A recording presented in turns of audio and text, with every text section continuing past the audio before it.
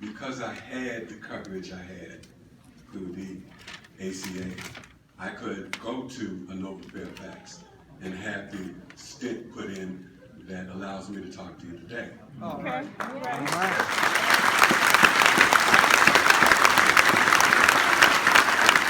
And during that time, I found out that I would be diagnosed with prostate cancer, with thyroid cancer. Had a pacemaker put in, and I saw the bill for all of this, and it was staggering. There's no way I could afford to pay that. It was millions of dollars. I was taken care of, and I am here, and we should not allow the people who want to change this to take us back to when they say America was great.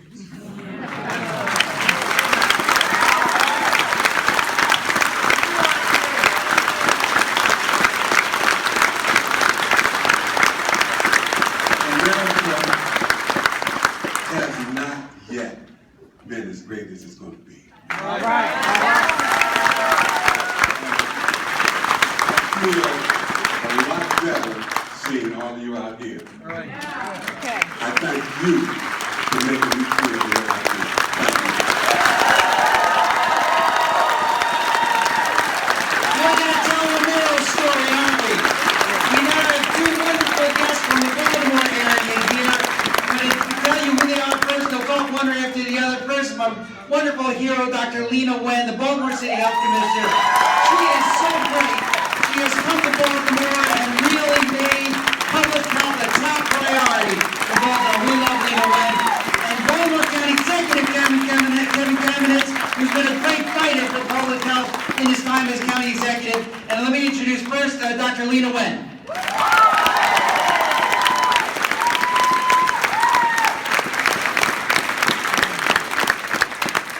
Good afternoon, everyone. Good afternoon. Thank you for sticking with us. I know it's hot in this room, and so I first have to think as an ER doctor. Hopefully everybody is well hydrated.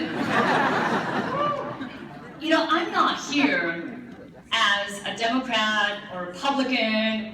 I'm not an elected official, although I thank our elected officials who are listening to our patients' stories, who are listening to Ola and Kevin and Romero. Weren't those amazing stories that we heard?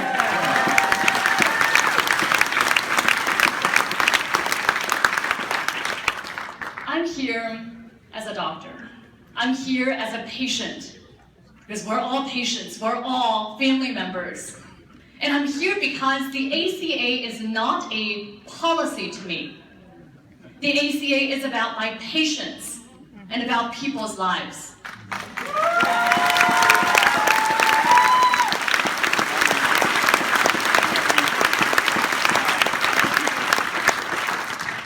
I want to tell you a story of my own. 8 years ago, this is before the ACA, I had a patient who was a 28-year-old man. He was the father of 2 beautiful little girls. He was born with a severe heart condition, and he needed medications to survive, but insurance companies wouldn't cover him. This is a story that many of you may have too. So he had a choice. He could pay thousands of dollars out of pocket every month, or he could pay rent and food for his family. But you know what? He chose his family, and he didn't get his medications. So the day that I met him was in the ER. Just before he came in, his heart stopped beating. That's how his wife found him. And his fluid was filling his lungs. So in the ER, we put in a breathing tube. We did everything we could to restart his heart, but we couldn't save him, and he died. So when I think about why we need the ACA, I think about my patient. I think about his little girls. I think about the millions of women who depend on the ACA for basic services like pap smears and mammograms.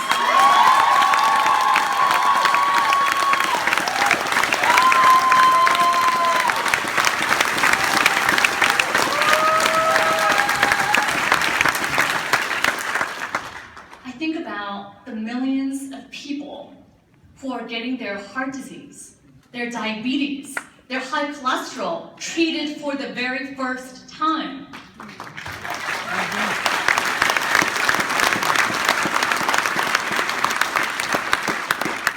And we haven't talked today yet about mental health, which is just as important as physical health.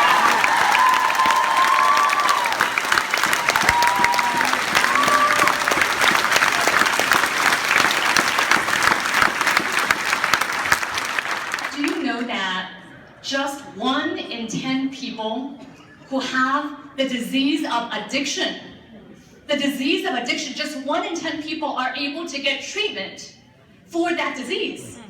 Now, would we ever find it acceptable for any other illness? And Obamacare helps to provide coverage for people with the disease of mental illness and addiction.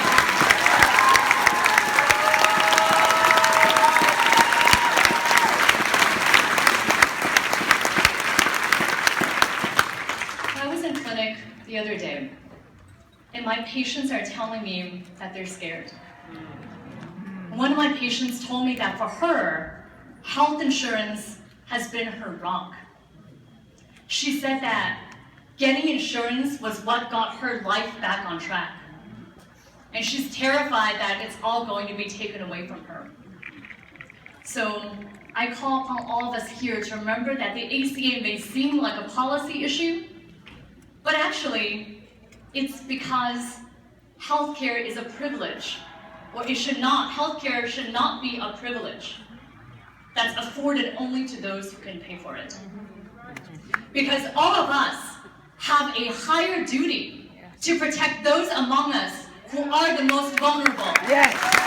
Yes.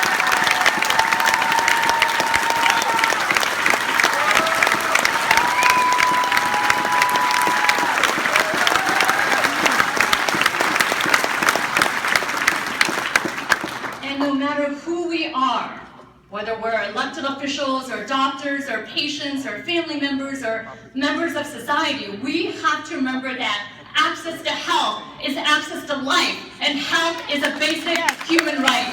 Yes. Thank you very much.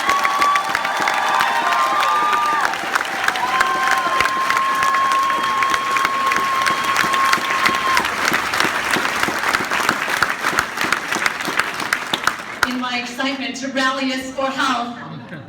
I want to first thank again Benny DeMarco, our ultimate warrior leader.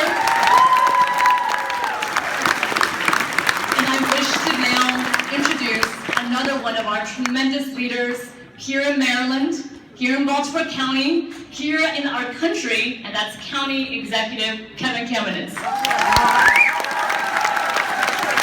Thank you, Dr. Ed. Thank you, Billy DeMarco. Thank you, let's see how you do. Actually, thank you, because you have done something special. You have come out here and stood up for an important issue, and literally, you're still standing up. You have done something more. You have inspired. You've inspired me. You've inspired every single elected official on this stage to stand up, be motivated, and know this isn't over. Right. We're going to keep this fight going. Yes. You inspired them so much they've already left the building to fight that fight. Now we have heard, so I say thank you, we have heard that there are 22 million people who are going to be jeopardized with the loss of health insurance. I want to bring it local. There are actually almost 500,000 Marylanders who are going to lose their coverage. There's going to be 1.5 million of your friends, of your relatives in this state who will be denied coverage for pre-existing illnesses. And there's going to be 41,000 sons and daughters who are going to get kicked off their parents' health insurance plan. Those are Marylanders. Those are all Marylanders. So I'm inspired. I'm looking for my relatives in each of those states. I'm figuring out how we're going to contact them. I know you're going to do that. Your friends, your relatives, anyone you know, write letters to the editor, write letters to the Washington Post, because those senators read that too. But I want to something more. When we're talking about those Marylanders who are going to be denied coverage, I want you to write to our governor. I want you to let him know he has to take a stand. Yes. Let him know that those 1.5 million people who are going to lose pre-existing coverage are Maryland citizens. Let him know that those 500,000 families are going to lose their coverage who live right here in Maryland. And if that happens, then Maryland's going to have to step up to the plate. What we need to do is have Governor Hogan go talk to his good friend Mike Pence. Yeah. Tell him to go talk to his new friend Donald Trump. Yeah. Tell him that Marylanders demand that he take a stand for Marylanders and fight our fight with his friends in Washington. Yeah. All right. Well, it looks like I'm the cleanup hitter here. And thank you all for doing this, but I'm just here. I'm making the pitch. The ball's coming right at you. It's now your job to hit it out of the park. And let's win this.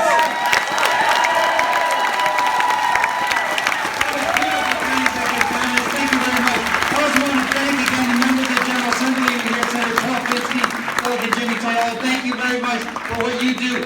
Remember the 3 actions you're going to take. Number 1, make sure anybody you know who is uninsured goes to MarylandHealthConnection.gov and gets insured in the next few days of open enrollment that are left. Second, following up what County Executive Cabinet said, go to Governor Hogan's website and demand that he do what other Republicans or governors are doing, is say to Congress, keep Medicaid intact. And third, contact your friends and relatives in these states. Is everybody going to do that today? Yeah. And what are you going to tell them? The Affordable Care Act, Medicare, and Medicaid save lives and create jobs. Don't mess with them. And now I want to hand it back to our hero, Senator Chris Van Hollen. I want to thank Diego Marco, God bless him. He's been out there at progressive fights in the state of Maryland. I want to say to 2 other great fighters who are here. Paul Pinsky from Prince George's County. Let's give it up. Jimmy Toro. These guys, along with all of you, are fighting these fights in Maryland. And God bless the state of Maryland. I wish that the Congress of the United States had a legislature like the state of Maryland.